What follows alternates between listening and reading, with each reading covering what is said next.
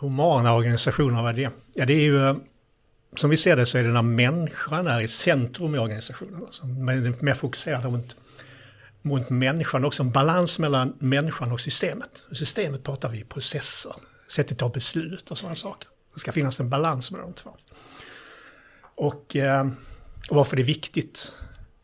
Om man tittar på traditionellt så, om man tittar på de här vanliga organisationerna med makthierarkierna som finns idag, så uppfanns de någon gång på 150 år sedan inom industrialiseringens tidevarv.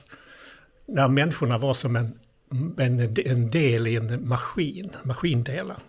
Man behandlade dem som maskindelar, instruerade dem och de gjorde ett jobb, outbildade människor. Och det här jobbet är ju automatiserat idag. Jag vet ju.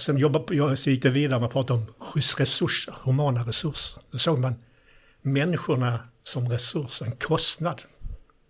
När vi pratar om humana organisationer så ser vi människor som en tillgång, ett värde, människor som vill göra ett bra jobb och vara engagerade.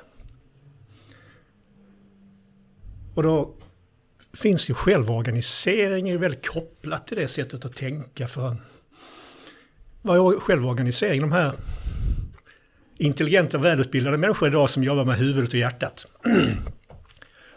Kunskap och engagemang.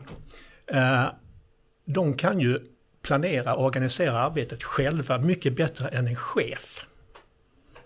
Så självorganisering handlar mycket om att du du distribuerar ansvar till ett team, till individer som jobbar, organiserar arbetet och har fullt ansvar inom sitt ansvarsområde.